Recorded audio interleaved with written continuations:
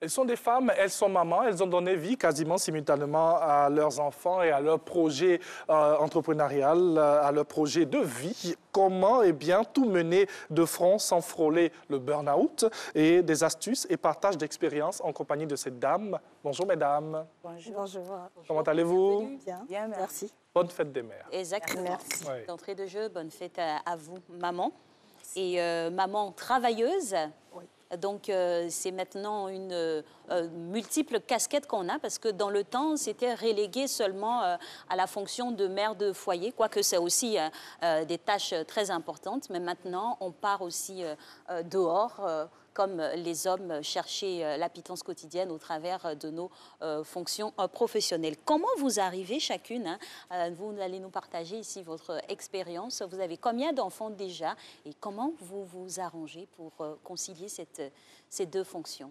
Moi, j'ai 2 enfants. Madame Sidibé. Oui. J'ai un grand-fils de 29 ans Ah, d'accord. et une fille de 15 ans et qui est en classe de seconde.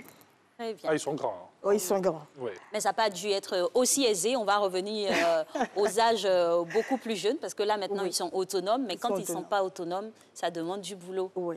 Et Madame Traoré? Moi, j'ai 4 enfants que j'éduque. Biologiquement, j'ai 3 enfants.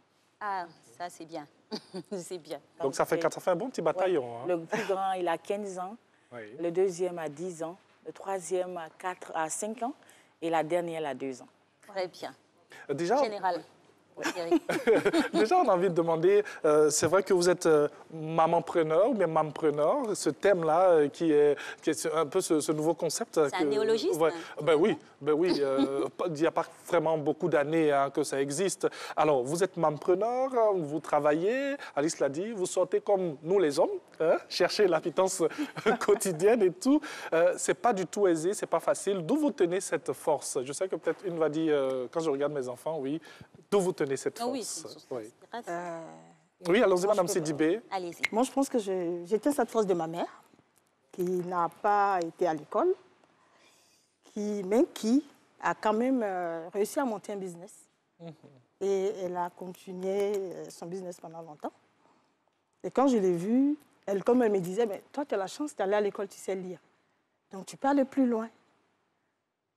Je dis, bon, si j'ai cette chance, c'est que je peux faire quelque chose d'un peu plus que ma mère. Oui. Et c'était ça vraiment ma motivation. De dire, il faut que je crée quelque chose. Elle n'a pas été à l'école, mais moi, si. Donc, j'ai l'avantage d'apprendre et de pouvoir démarrer quelque chose. Et donc, c'est resté. C'est pour ça que j'ai pu, finalement, créer mon entreprise. Oui. En tout cas, c'est très important, hein. On va dire l'influence qu'ont les génitrices même sur les générations au fur et à mesure. Donc, vous le déclic par de l'histoire personnelle de votre mère pour vous inspirer à entrer dans cette vie d'entrepreneur. Comment ça s'est passé pour vous? Alors, pour moi, le déclic part aussi de ma mère. Ah, De ma mère, de ma grand-mère, qui sont 2 grandes femmes que j'admire beaucoup. Paix à l'âme de ma grand-mère, mais ma mère vit toujours. Et c'est des femmes qui inspirent à travers ce qu'elles font, parce qu'elles ne sont pas forcément autant éduquées, comme elle a dit. C'est le même cas pour moi. Et ça part de là, où tu vois ta mère arriver à gérer 2, 3, 4, 5 projets en même temps que gérer la maison, trouver des solutions palliatives pour être à la cuisine au même moment qu'elle est sur terrain ou pendant un voyage. Elle coordonnait tout. Et pour moi, c'est mon modèle. Mon premier modèle, c'est ma mère. Et tout part de là.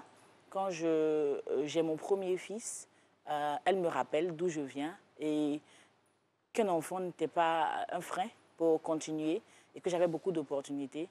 Il faut dire que mon père aussi était très, très, très attaché à l'éducation de ses filles parce que nous étions 3 filles et un seul garçon. Donc pour lui, c'était important que nous restions avec nos rêves et que nous continuions de rêver, peu importe où on était. Et nos maris étaient aussi informés que ces filles étaient faites pour rêver. Il ne fallait pas les arrêter de rêver. Il ne fallait pas stopper nos rêves. Je pense que ça a joué un très grand rôle. Le premier est venu, le deuxième est venu. Je pense que les deux derniers même sont venus au moment où j'étais entre le travail et là. Je n'ai pas eu de congé de maternité pratiquement. J'étais tout le temps sur terrain jusqu'au dernier jour pratiquement de ma grossesse. Je pense que le mardi soir, j'étais sur terrain. Le mercredi, j'ai accouché. Et j'ai accouché une semaine après. J'avais des activités. J'ai honoré toutes mes activités. Et c'est déjà ça, en fait. Comprendre que on est mère, Mais quand on prend des engagements aussi, c'est des engagements qui ont tout autant de valeur que nos familles. Donc, c'est un peu ça. En tout cas, merci pour ce partage d'expérience. Moi, je te lâche la regarder comme ça, je ne voulais même pas qu'elle s'arrête et tout. Ah oui, parce qu'on y apprend, hein, on y apprend Oui. beaucoup de choses et ça peut inspirer d'autres personnes, notamment la nouvelle génération, des femmes qui ne sont pas encore mamans, à leur montrer qu'on peut y arriver. J'ai vraiment apprécié le petit volet où papa informait les maris que c'était des filles qui devraient rêver et non pas à stopper. C'est important. Merci papa. Il faut partager ce genre de non, mais Dieu merci, il y a avec eu les étrangers qui viennent dans la maison. Non, mais en face, il y a eu des beaux compréhensibles. Oui. Voilà, des compréhensifs. Oui, il fallait. Le papa a fini de parler. Madame Sidibé. Oui, moi, j'ai vu un volet qu'elle a soulevé qui est très important, c'est la part des maris dans l'accompagnement de la femme dans son entreprise. Parce qu'à un moment donné, quand sa vie de femme, de maman, elle doit s'en occuper des enfants et qu'elle doit en même temps honorer des rendez-vous, il faut que le mari soit suffisamment compréhensif pour comprendre, pour se dire « Ah, je dois être à la place de la maman pendant qu'elle fait ses activités. » Donc, il y a une complicité qui doit vraiment exister entre le mari et sa femme. OK. C'est très important pour qu'on puisse réussir nos activités Tout à fait, de femmes. Surtout les activités professionnelles, il faut un mari... Un bon mari comme moi. On va poser la question. On va poser la question à Madame Zaïbé, non pas à une belle réponse. Alors, Madame Sidibé, c'est quoi une journée type? C'est vrai que les enfants, ils sont déjà grands. On part aussi dans la mesure où les enfants sont à bas âge. C'est quoi une journée type pour une mampreneur? C'est le réveil très tôt le matin. Oui. Parce que moi, je pars avec ma fille, puisqu'on est vraiment, on choisit l'école par rapport à la distance du boulot. Donc, je choisis une école qui est sur ma ligne de mon trajet du bureau. Il faut qu'on se réveille tôt et qu'elle soit à l'heure à l'école et que moi, je puisse aller. Donc, il y a une organisation à mettre en place pour qu'elle soit prête au moment où je dis on s'en va. Donc, il faut éduquer l'enfant pour qu'il sache que si on part ensemble, ce n'est pas maintenant que je vais chercher mon sac, que je vais chercher mes affaires. Donc, il faut faire tout ça la veille. Il y a une organisation vraiment qu'on met en place avec l'enfant. Et puis, quand on démarre, je dépose ma fille et puis moi, je vais au bureau. Donc, je note tous mes rendez-vous, mais au retour, il faut qu'on coordonne. Est-ce que tu as fini? Oui, mais quand elle finit, elle m'appelle. Maman, moi, je finis. Si je n'ai pas fini, bon, là, ça pose problème. Je dis, tu vas attendre. Souvent, je la prends, elle est seule devant son école. Oula. Oui. C'est ça, en fait. Nous sommes à Abidjan. Heureusement que nous sommes à Abidjan et que en fait, ça emmène à faire des organisations. Je ne choisis pas l'école où elle va se promener, elle a cours à telle heure, pas à telle heure. Non, non, non. Il faut qu'elle ait quoi? À 7h30, c'est qui m'arrange, et qu'elle finisse l'après-midi.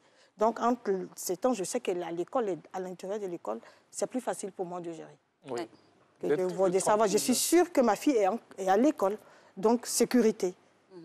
Et ça, c'est vraiment important dans les choix. Quand on vient être entrepreneur, il faut vraiment mettre des garde-fous pour pouvoir suivre sa vie de femme. Et puis, comme vous dites, entrepreneur. Oui. En tout cas, c'est des choix judicieux à opérer pour pouvoir huiler son organisation. C'est ça. On va revenir au cas de Mme Traoré, qui intervient aussi en tant que présidente d'une ONG où elle accompagne des filles mères. Justement, on est allé rencontrer ces jeunes dames-là avec leur témoignage ici. Et puis, on va décortiquer juste après. J'étais élève en classe de 4e. J'avais 15 ans. Je suis tombée enceinte. Et quand les parents ont appris, ils étaient choqués d'abord. Et ils ont décidé de me chasser de la maison. Et je suis allée avec le jeune homme. Quand je suis arrivée chez lui aussi, au début, je mangeais. Mais arrivé à un certain moment, il a arrêté tout ça là. Il ne dormait plus à la maison.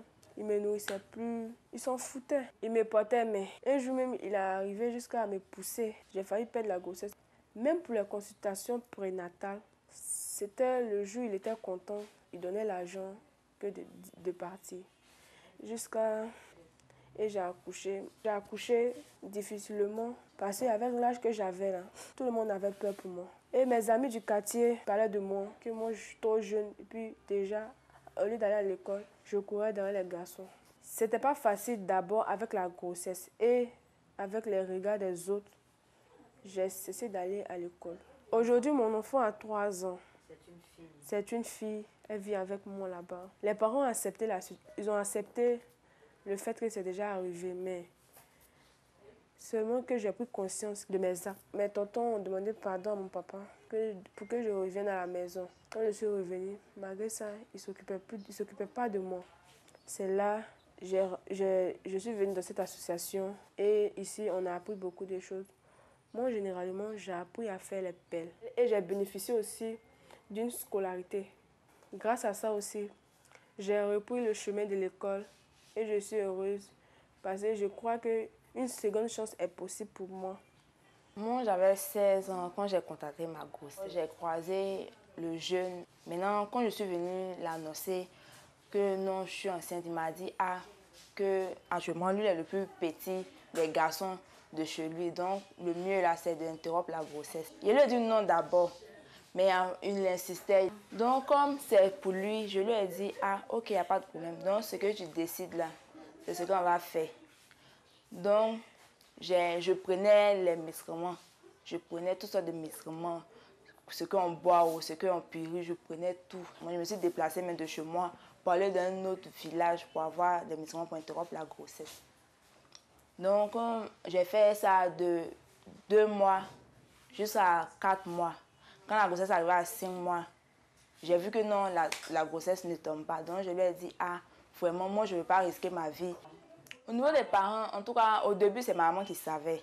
J'avais peur de mon père. Donc, maman est venue et puis elle lui a dit la vérité. Il m'a fait asseoir sur le vélo, il m'a dit, mais là, je ne pouvais plus cacher. Puis maman lui avait dit que non, lui avait déjà dit que non, que j'étais enceinte. Pas dit non, lui, il ne va pas me chasser, il ne va pas me mettre un dehors à cause de ça. Mais néanmoins, il n'aura s'occuper de ma grossesse. Ses parents ont arrêté d'envoyer l'argent. Moi, je ne partais pas à l'hôpital pour les consultations prénatales. À 5 mois, je ne partais pas.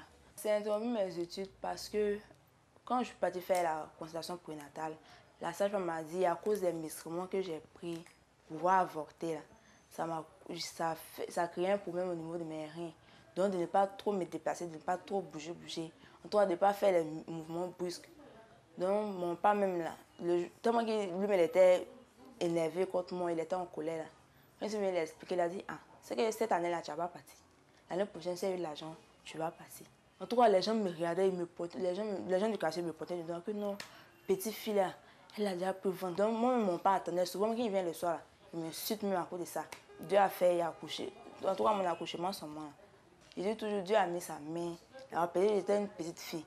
Une petite fille déjà qui a accouché, et puis après la consultation, puis on te dit non, tu as un problème au niveau des reins.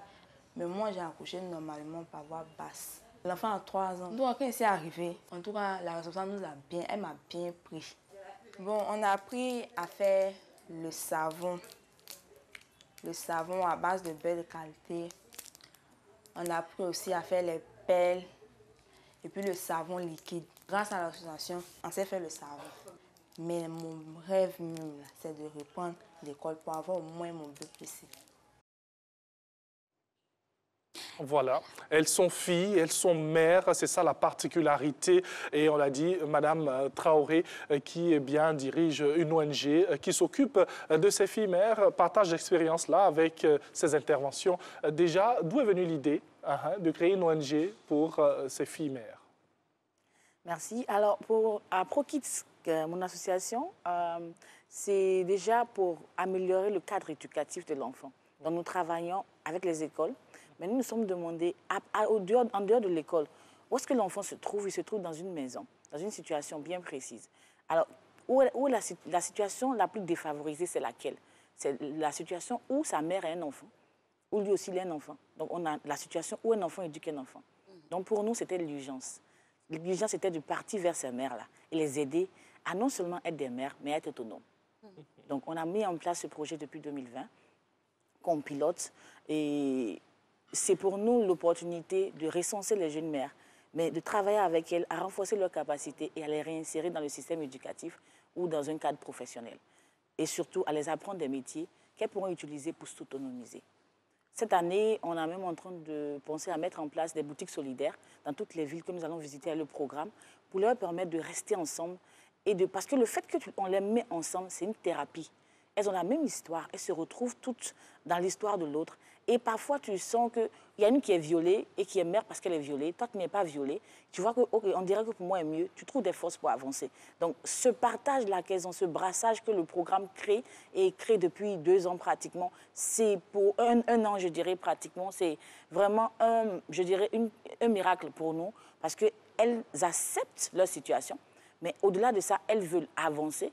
Elles veulent se donner une 2e chance parce qu'elles acceptent de reporter leur couronne de reine et de se dire, la société a dit son mot, mais nous, on a encore notre dernier mot. Et c'est surtout ça, le programme. Et c'est louable, hein. On a envie tout simplement de dire que vous faites un travail de maman.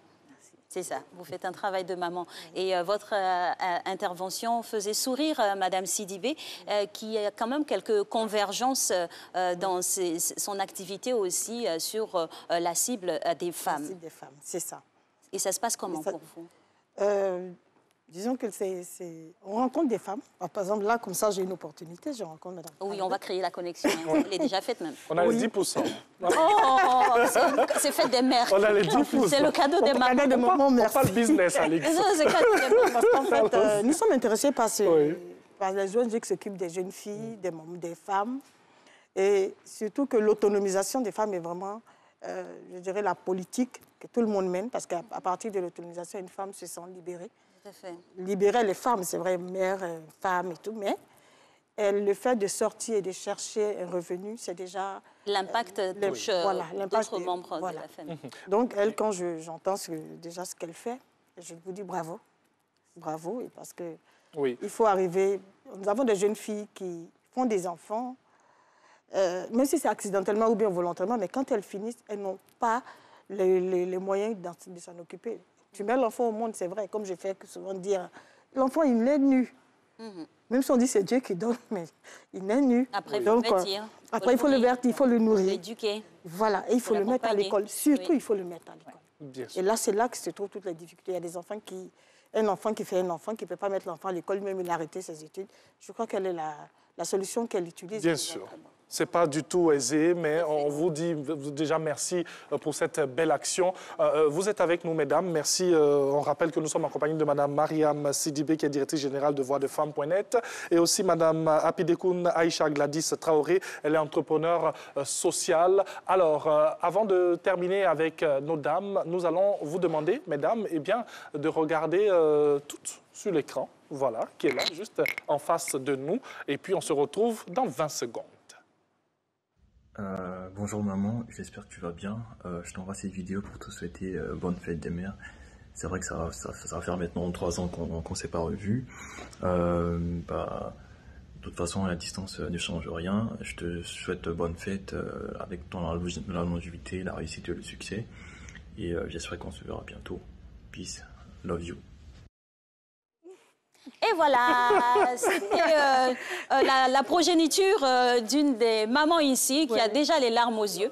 Ça fait toujours ça, je vous comprends. Ça fait toujours ça. Madame Sidibé, c'était une petite surprise de votre fils.